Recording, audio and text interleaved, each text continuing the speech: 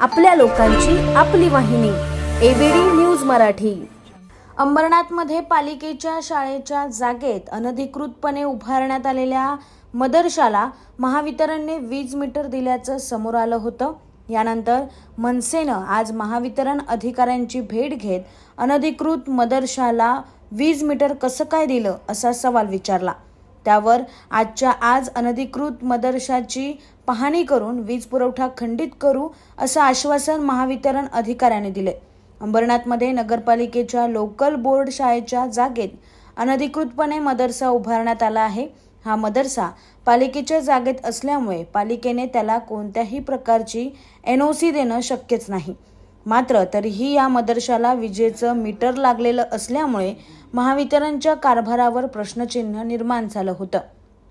त्यामुळे मनसे जिल्हाध्यक्ष शैलेश शिर्के, विद्यार्थी सेनेचे जिल्हाध्यक्ष धनंजय गुरव, शहर संघटक स्वप्नील बागुल यांच्यासह मनसेच्या शिष्टमंडळाने आज महावितरणच्या अतिरिक्त कार्यकारी अभियंता अलका कवळे यांची भेट घेतली। यावेळी कोणत्याही अनधिकृत बांधकामाला विजेचं मीटर देताना आम्ही त्यांच्याकडून अंडरटेकिंग लिहून घेतो असं उत्तर यावेळी महावितरण अधिकाऱ्यांनी दिले।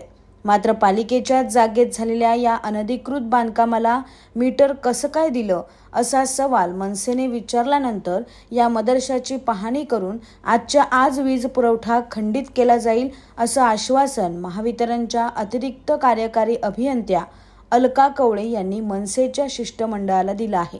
तर आमच्या मागण्या पूर्ण न झाल्यास शहरातील अनधिकृत बांधकाम वाढवण्यासाठी महावितरण जबाबदार असल्याचं सांगत महावितरण विरोधात न्यायालयात धाव घेऊ असा इशारा मनसे जिल्हाध्यक्ष शैलेश शिर्के यांनी दिला आहे। आम्ही विजेचे कनेक्शन देताना जागेचे कागदपत्र मागतो, पण त्याच्याकडे नसतील तर अंडरटेकिंग मागतो की बाबा ही जागा जर अनधिकृत ठरली, भविष्यात जाऊन जर त्याच्यावर काही ऑब्जेक्शन आलं तर तुम्ही आमची लाईट कट करावी। मदरसा जे आहे तुम्ही म्हणताय मनसेनेचं पत्र दिलं आहे ते आम्ही आजच्या जाऊन बघणार आहे आणि ती जागा अनधिकृत असेल तर त्याचा सप्लाय आम्ही आजच्याच कट करणार। अनधिकृत मदरसाची रोज सकाळ संध्याकाळ टीव्हीला पेपरमध्ये बातमी चालू आहे।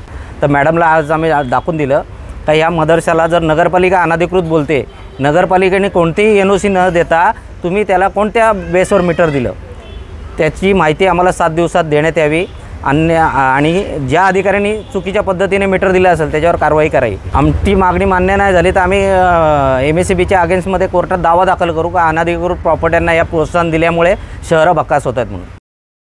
आपल्या लोकांची आपली वाहिनी एबीडी न्यूज मराठी। आपल्या एबीडी न्यूज मराठी या YouTube चॅनलला सबस्क्राईब करा।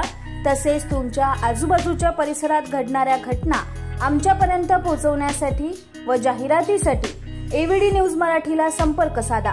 संपादक रेश्माताई दुधाने 9765529008 आणि 9370508280।